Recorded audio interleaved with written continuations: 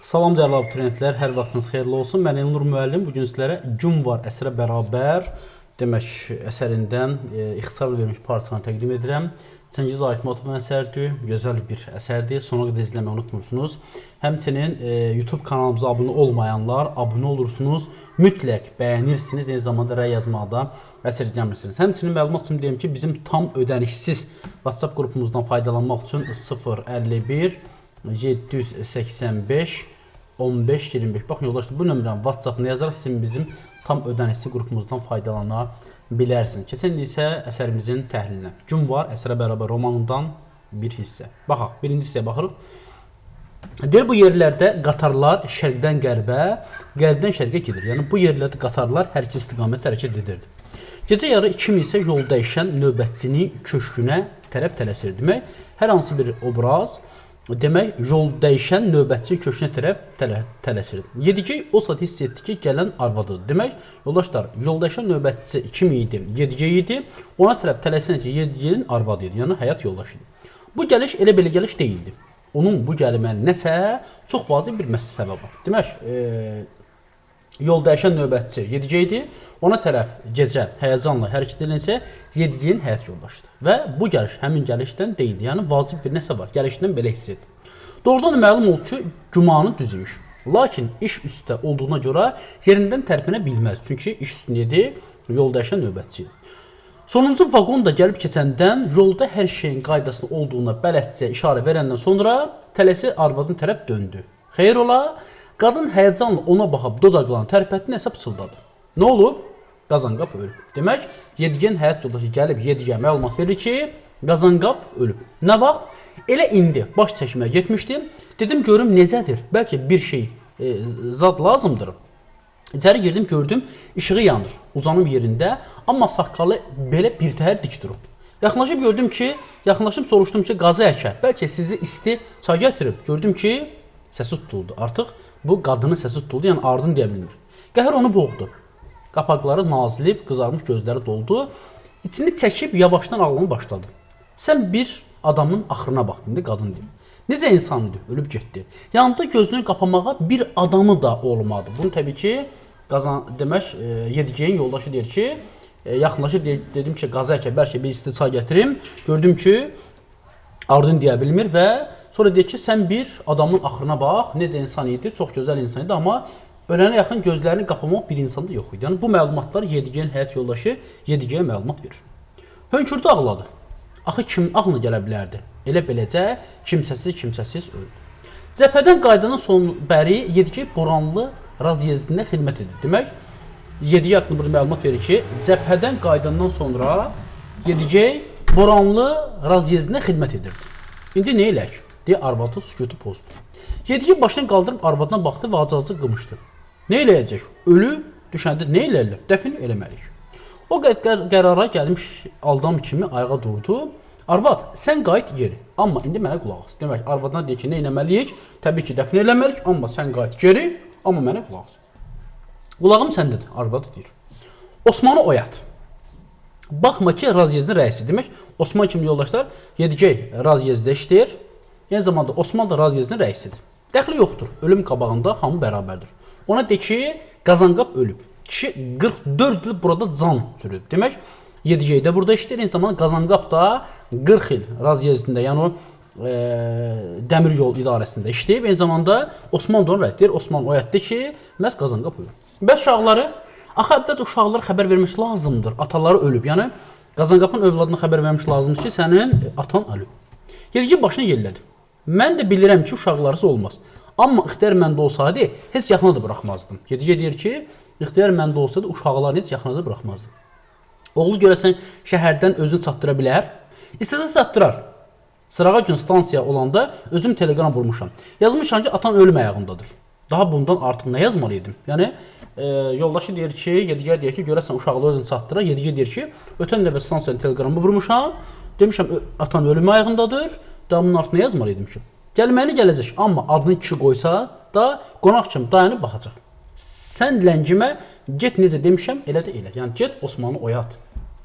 Yəni, uşağı gəlsə də adını kişi qoyan vaxtında gələrdi. Atan ölüm ayağında yazmışam, amma gəlmir.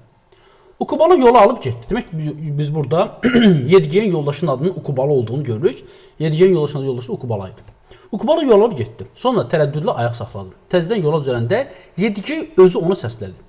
Əvvəlcə növbətçi Şahmərdanın yanına get ha. Qoy mənim yerimi adam göndərsin. Sonra əvəzini artıqlaması ilə işlərəm. Demək, deyir ki, növbətçi Şahmərdanın yanına get ki, mənim əvəzimə bir adam göndərsinlər. Mən də demək kişinin dəfninə gəlim. Kişinin cənazəsi bomboş evdə qalıb. Yanında da bir Allah bəndəsi yox. Belə şey olmaz. Elə belə də deyərsən ona. Yəni Şahmərdana deyərsən ki, kişinin cənazəsi evin ortasında qalıb, bir Allah bəndəsi yanında yoxdur. Mənim yerimə bir adam göndərsinlər, mən gəlim. Yedigey teleqraf dirəyinə söykənib fikrə getdi. Dəmir yolundan xeyli uzaqda otlayan dəvələrin tutqun qaraltısını seçə bilirdi. Onun dəvəsi sarı özəkdə yükrəkli, yəni sürətlə yeriməyi zoru ilə ad çıxartmışdı. Öz sahibi kimi Boranlı Qaranər adı ilə tanınır. Demək, Ukubala, demək Yedigey yoldaşının adı Ukubala, onun dəvəsinin adı demək Qaranər idi və Ukubala da biz görürük Qazanqapın ölüm xəbərini çatdırır. Qazanqap deyir ki, əvvəlcə Osmanı oyad, sonra Şahmərdana deyir ki, mənim yerimə bir növbətçi göndərsin ki, mən gələ bilim. Deyilənlərə görə nə vaxtsa Naiman ananın öz manqurt oğlunu axtardığı bu yerlərdə deyilən görə nə vaxtsa Naiman ananın öz manqurt oğlunu axtardığı bu yerlərdə yarğan boyunca çox uzun bir yol keçən sonra daha ana beytə bir şey qalmamışdı. Demək, ana beyt qəbirstanlığında da təbii ki, həmin qəbirstanlığında Naiman ana öz manqurt oğlunu axtarmışdı və orada dəfn olunmuşdu. Boranlı Yedigey gah saatına, gah da sarı özək üzərindəki günəşə baxıb fikirləşirdi ki, hələlik işləri öz qaydasında gedir. Dəfndən sonra onlar vaxtında evə qayıdıb, hamı ilə birlikdə ehsana iştirak edəcək, Qazanqapı yad eləyə biləcəkdilər. Qabaqda Yedigey qotazlı tərlikdə bəzədilmiş qaranərin üstündə, ondan sonra yedəkli traktor, lap arxada isə Belarus ekskavatoru ana beyt düzünə çıxdılar. Demək, artıq belə deyək ki, Qazanqapı dəfn eləməyə gedirlər. Demək, qabaqda Yedigey qotazlı tərliklə çıxdılar, bəzədilmiş qaranərin üstündə. Demək, Yedigey gedirdi. Demək, burada gedən obrazda diqqət olun ki, qabaqda demək Yedigey gedirdi qaranərin üstündə. Ondan sonra yedəkli traktor gedirdi, bu iki. Traktorun arxasınca Belarus ekskavatoru gedirdi, ana beytin düzünə çıxdılar. Demək, Yedigey dəvənin belində, sonra qaranərin üstünə yanı, sonra yedəkli traktor gedir, eyni zamanda lap arxada Belarus ekskavatoru ana beytin düzünə çıxdılar. Elə burada da gözləmədikləri mane rast gəldilər. Tikanlı məftildən çəkilmiş çəpərə rastlayır. Demək, onlar ana beyt qəbirstanlığına gedirlər ki, demək Qazanqapı dəfn eləsinlər. Demək, ora çatan nə ilə yoldaşlar? Tikanlı məftildən çəkilmiş çəpərə rastlaşırlar. Göylərin altında yatıb qalmış böş sarı özək düzlərinin sonu görünməsə də, ana beyt qəbirstanlığına yol yox idi. Hamı bu tikanlı çəpərin qabağından çaşıb qalmışdı. Sükutu biricə Caydaq Ədil bəy pözdü. Demək, Caydaq Ədil bəy sükutu pozdu. Görək, Caydaq Ədil bəy nədir? Nə var, Yedigey? Məgər bu əvvəldə burada yox idi? Yedigey deyir. Heç izi toz da yox idi. Birinci dəfədir görürüm. Belə çıxır, sahəni xüsusi məqsədi çəpərə alıblar. Bəlkə kosmodromu üçündür, deyə Caydaq Ədil bəy öz gümanını bildirdi.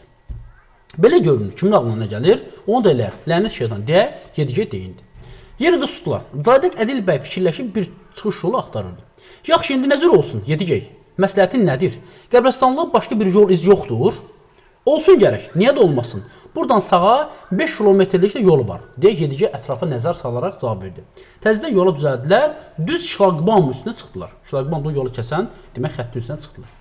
Onların yaxınlaşması ilə gözətçi postunu cavan çiynində üzü aşağı avtomat sallamış bir əsgər çıxdı. Təbii ki, tikanlı məftil alıblar, oradan kosmodroma, demək, kosmodrom məqsədini istifadə edirlər. Demək ki, orada bunların qabağına bir silahlı, avtomatlı bir əsgər çıxdı.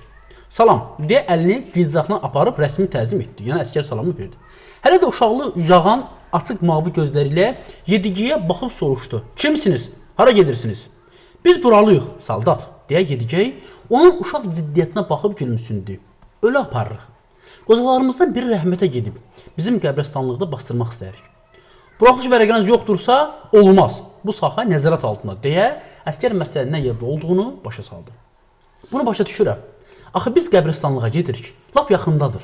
Burada nə var ki, bastırıb qayıdarıq, Yedigey deyir. Olmaz, ixtiyarım yoxdur, deyə gözətçi cavab verdi.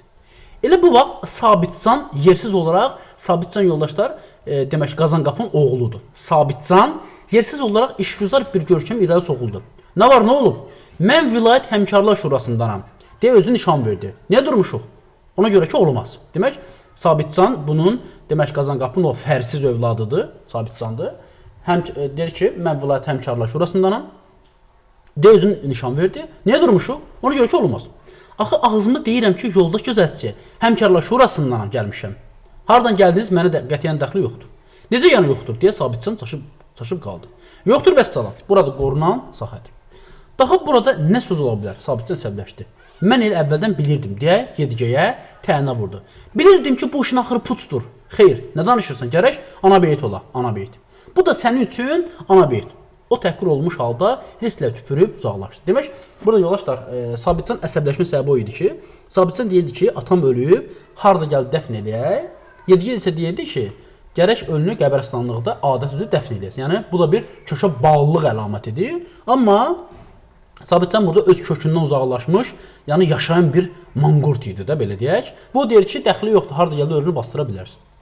O təhqir olmuş halda hırsla tüpürüb uzaqlaşdı. Yedige deyir, bağışla oğlum, bir ata kimi əskərə üst tutdu. Yəni, əskərə deyir ki, bağışla oğlum, aydın işdir, sən xidmət başındasın. Amma indi bu mərhumu nə cür eləyək? Axı, bir kötük deyil, atıb çıxıb gedək. Sabitcan getdikcə qızışırdı. Axırı Cadiq Ədil bəyə yaxınlaşdı. Görə Cadiq Ədil bəyə Sabitcan nə deyir? Mən axı dedim, bu boyda yol basmağa mənası yoxdur. Sabitcan deyir. Bu nə mövhumatdır, nə gerilikdir. Özünüzü də bizi də işə saldı. Ölünü harda quyulayırsan, quyula. Nə fərq edir? Yəni, atam mənim də harda istə dəfn eləyim də getsin.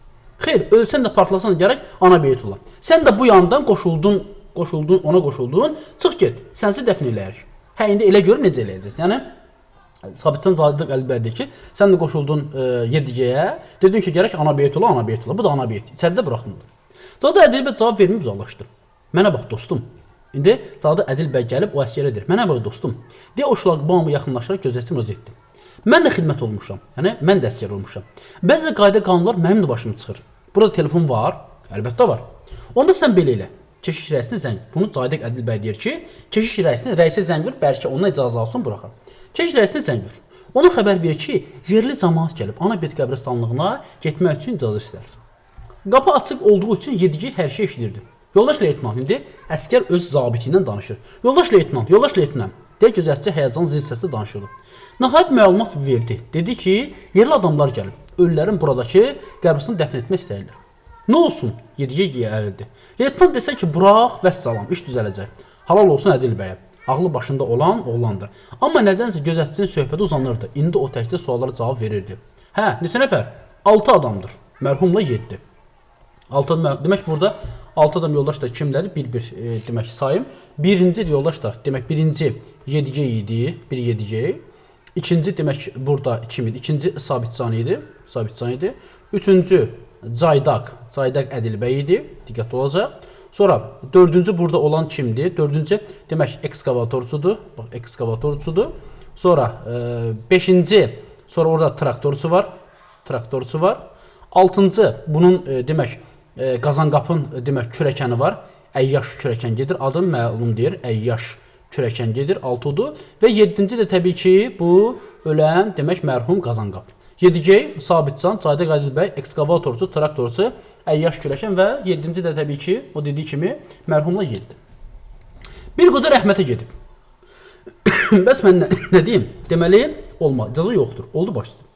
Cadiq Ədil bəy gözətçi oğlandan qanıqara çıxdı. Gözətçi otağından qanıqara çıxdı. Amma dedi ki, leytenant özü gəlib özü sözünü elə burada deyəcək. Artıq saat 3 idi. Yolları çox uzaq olmasa da hələ ki ana beytə çatmamışlar. Qarşıdakı yolda maşın görünürdü. Gəlir deyə Yedige sevindi. Allah qoysa hər şey qaydasına düşər. Gözətçi də maşının gəlməyini gözləyirdi. Keşiş rəisi şlaqbaumun o tayında dayanan adamlara tərəf döndü. Kimdir burada kənar adam? Təsəvvür ki, yerli adamdır, gəlmələr yerlər deyilər ki, kimdir burada kənar adam? Gözləyən kimdir? Siz deyə o Boranlı Yedigeyə müraciət etdi. Biz, Bozqoy, Qaraqım. Ana beytə yetpeytirib qaldıq. İndi danışır bu. Kolay da bu olsa yaranmış Qaraqım deyə Yedige ordenlərin cavan zabitə göstərmə çalışdı. Yəni Yedige özü də ordenlərin özü də demə hərbiçi olub da. Zabitçin birdən ağa kimi ucadan əmrlər vermə başladı. Hə, biz iki oğlum. Biz ana beyt qəbirstanlığına buraxmağa kömək elə oğlum. İndi gələn zabit edir. Nə ağzınızı açıb dayanmışsın? Traktorla işə salın. Necə? Gəlmişik, elə də qaydıq. Demək Sabitcan birdən ağa kimi uzadı, əmrə verin başladı. Hə, bizik ki oğlum, Sabitcan təbii ki. Biz ana beyt qəbirstanlığında buraxmağa kömək elə oğlum. Nə ağzınızı açıb dayanmışsınız? Traktor işə salın. Necə yəni elə də qaydıq. Görürsünüz artıq demək zabit buraxmır və Sabitcan deyir ki, traktor işə salın, geri qaydıq. Cəhənnəm olub gedək. Döndər görün. Bəsdir, bəsdir. Giz yerinə qaldım. Başqalarının ağzına baxanda belə olar.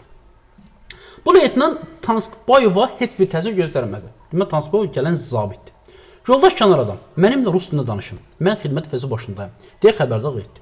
Geri leytenant Tanskbayovun üzünə baxır və görürdü ki, bu işdən bir şey çıxmayacaq. O şlaqbaumun o tərəfində dayanmışdı ki, elə belə formal olaraq kənar adamlara şikayətinə qulaq assın. Alçalı pərt olmuş Yedigey tədricən qəzəbləni hiss edirdi, amma iradını toplayıb özünü təmkinlə saxlayıb bir çalışırdı. O yox. Nə qədər ki, mərhum dəfn edilməyib, onun özündən çıxmağa haqqı yoxdur. Demək, gələn zabit də deyir ki, yox, icazə olmaz. Bayaqdan kənarda gəzişib səsini çıxartmayan Sabitcan bu yerdə özünü göstərmək məqsədilə onların qabağına demək yeridir. Nə oldu? Ağzınızdan vurub qaytardılar, elə belə də olmalı idi. Yaman hazırlaşmışdınız. Ana beyt indi döyülmüş it kimi geri qaydırsınız. Demək, Sabitcan deyir ki, indi döyülmüş it kimi geri qaydırsın. Kimi döyülmüş it deyə kürəkən, o əyyar kürəkən özündən çıxaraq onun üstünə cumdu. Kürəkən burada müsbət obraz yoldaşlar. Aramızda it varsa o da sənsən. Əclaf. Orada duranla sənin nə fərqin var? Elə quru göpün var. Mən dövlət adamıyam, sən heç adam da deyilsən. İndi əyyar kürəkən burada Sabitcanı bir növ danlayır. İkinci fərdə baxaq. Qabaqda traktora minənlər, dallarınca dəvəli adam, onun dalınca atlana qaçan it, yenə sarı özək çöllər hərəkət edib Malakundupçap yarğan doğru tərəf yol aldı. Demək, olay istəyir ana beytə dəfn olunsun, ana beytə icazə vermirlər və Malakundupçap yarğanı tərəf yol alırlar.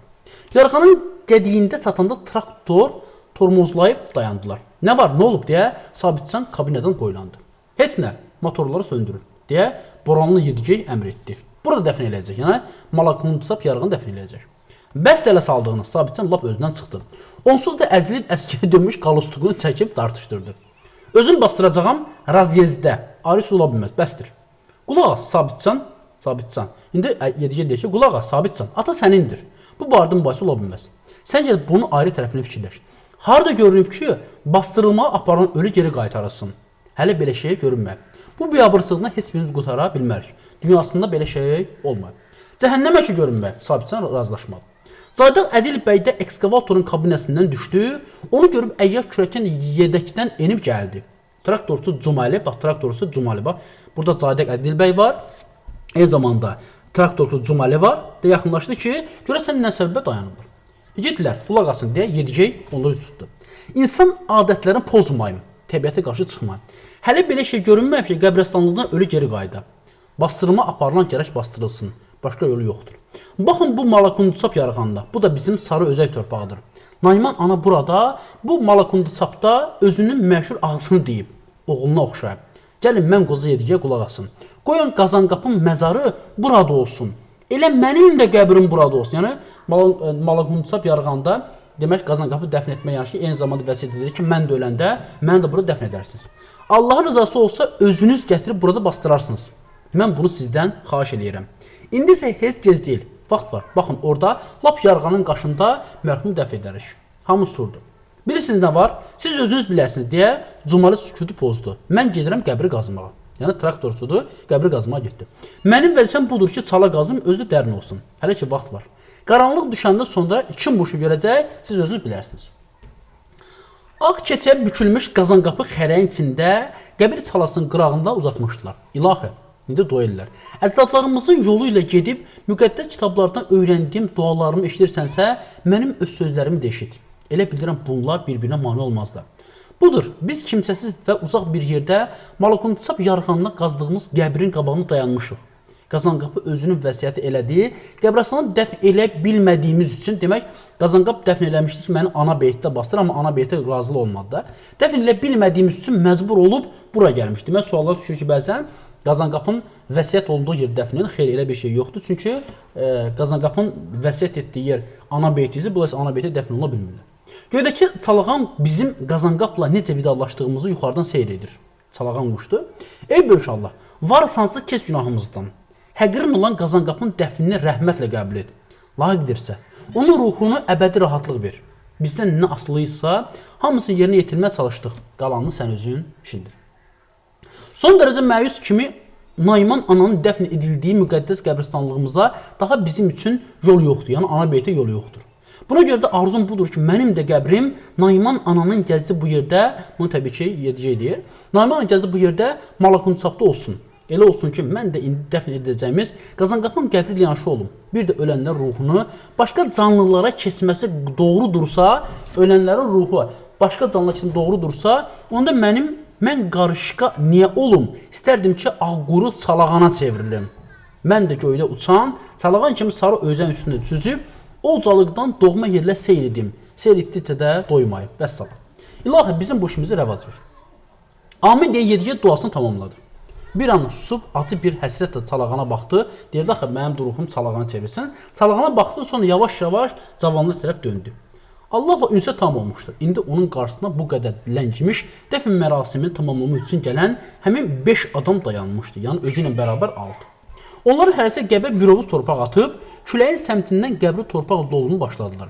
Əvvəlcə bel kürəklə çürüyüb doldurdular. Sonra Cumali, yəni traktorçu Cumali, maşına minib traktoru ekskavatorla yığıb tökdü. Yəni torpağı ekskavatora yığıb tökdü. Axırda qəbrin üstünü yenə də bellə düzəldib sahmanladı. Daha vaxt daralmışdı. Traktorlar yarğandan enmək üçün dönməyə başladılar. Traktorlar aşağı enənəcən yedicə qaranəri yedəkləri Sabitcana yanaşı gedir. Yəni Qazanqapının oğlu Sabitcan yanaşı gedirdi. O yüzden narahat eləyən bir məsələ haqqında Sabitcanla təklikdə danışmaq istəyirdi. Təbii ki, burada yedicək istəyir ki, Sabitcanla danışsın ki, ana beyti təzədən yenə də bunların ixtiyarına versin. Çünki ona görə Sabitcanla danışır, Sabitcan dövlətdə işləyirdi, yəni həmkarlı üzvü idi. Deyirdi, birdən də bunun sözünə qulaq asalım. Bura bax, Sabitcan. Sabitcan təbii ki, burada mənfi obraz. Sabitcan, indi daha əlimiz boşaldı. Səninlə bir məsələ barədə söhbət eləmək istəyirəm. Bəs indi biz o qəbristanlıq işini neylək? Ana beyti deyirəm. Necə yəni neylək? Buraya heç baş sındırma lazım deyil. Deyə Sabitcan cavab verdi. Plan plandır. Ləğv eləyəcəklər onu. Plan üzrə vəssalam. Yəni, burada yoldaş da yeri deyir ki, axı bizim o qəbristanlığımızdır. Ata-babalarımız orada dəfn olunub. Biz necə eləyək onu geri qaytarıq? Sabitcan deyir ki, necə yəni neyləyək? Aldılar əlimizdə biti çıxdı. Yəni, heç Sabitcanı bu qətiyyən narahat da etmirdi. Qəbristanlığı əlimizdən aldılar, yaxda almadılar. Bəlkə mənə danışmaqda kömək eləyəsin. İndi yedici Sabitcan deyir ki, bəlkə mənə danışmaqda kömək eləyəsin. Nə qədər gec deyil, elə günü sabah gedərək buradakı böyüklərin yanına. O şəhərcikdə, yəqin ki, bir nəfər lap böyükləri var. Ola bilməz ki, ana beyti yerləysin eləsinlər. Axı, bu bir tarixdir. Mənim ailəm, uşaqlarım, işim gücüm var. İndi bunu Sabitcan deyir. Onu istəyirsən ki, buradan bir zəng çalsınlar, orada da dalma bir təpik vurub atsınlar, bayrayan işdən qovsunlar. Bağışlayarsan gərək. Çox sağ ol. Aydındır, söhbət qutardı. Deyə yedicək danışmağa nöqtə qoydu. Ehsanı verək, Allahın köməklilə bir də səninlə görüşmərək inşallah. Bəlkə də deyə Sabitcan üz gözünü əydi. Onlar beləcə ayrıldılar. Yedicək dəvəyə binənəcən onlar traktorları işə salıb gözlədilər. Ancaq yedicək onlara da dedi ki, lənginməsinlər, yola düşüb mümkün qədər tez getsinlər. Adamlar ehsanı gözləyirlər. Dəvə üstündə onun üçün hər yerdə yol var. Güya özü istədiyi yolla gedəcək. Traktorda bütün sürüb gedən sonra yedicək hələ bir müddət yerində qalıb nə eləyəcəyini fikirləşdi. Boranlı yedicək peşman idi. Peşman idi ki, görək niyə görə peşmandı yedicək? Baxın, yedicək peşman olma səhnəsi var. Peşman idi ki, bu söhbəti niyə saldı? Niyə sözlərini havaya verdi? Məgər Sabitcan söz deməli, kömək ummalı adamdır? Güman eləmişdi, savadlı oxumuş adamdır. Özü kimlərlə daha asan dil tapa bilər. Qoca yedicək belə şeylər barədə nə qədər çox fikirləşdirsə də, bu fikirlər onda bir o qədər ağrı və ümidsizlik doğururdu. Manqurtsan, manqurt, xalis manqurtsan, Sabitcan nəzər tutur. O qəzəli pıçıldadı. Kişini ona həm qəzəblən, həm də acıyırdı. Qaranlərin belində oturan yedicək belə ağır fikirlər içində ətrafa göz gəzdirdi.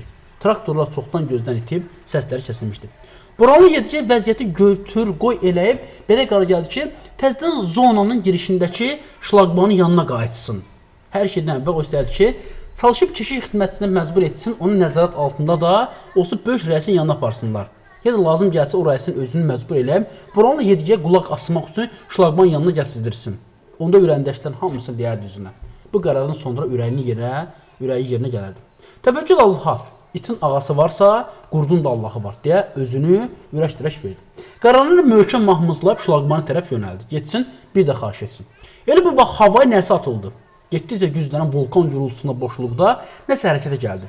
Və lap yaxınlıqda, harca lap qonşuluqda kosmodrom zonasında, həmin ərazi kosmodrom üçün eləmişdə, kosmodrom zonasında parlaq atəş yanan qorxunc alov sütunu püskürüb göz aldı.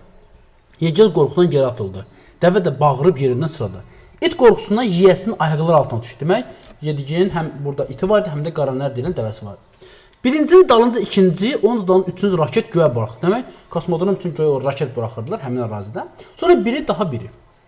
İnsan, dəvə və it dallarına baxmadan qaçırdılar. Birdən Yedigə elə gəldi ki, manqurt oğlu tərəfindən oxla vurulmuş, Nayman ananın başından saldığı ağ yaylıqdan əmələ gəlmiş ağ bir quş hardansa böyürdən uçur.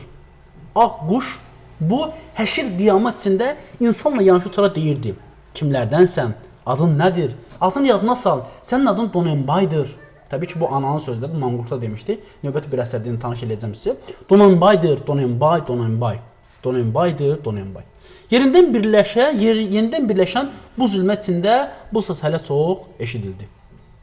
Təhlilə baxa yoldaşlar. Əsər epik növdə roman yanında yazılıb, həyat hadisənin təsvirində təhkiyə aparıcıdır. Cəngüz Aytmatov 1980-ci yazdığı Gün var əsər bərabər romanın yaradıcılığında xüsusi yer tutan kamil sənət nümunələrindədir. Əsər çap olunduğundan sonra hamı tərəfindən böyük rəğbətlə qarşılandı və yazıcıya böyük uğur gətirdi. Əsərin əsas ideyasını yaddaşsızlıq, manqurtlaşmaq var.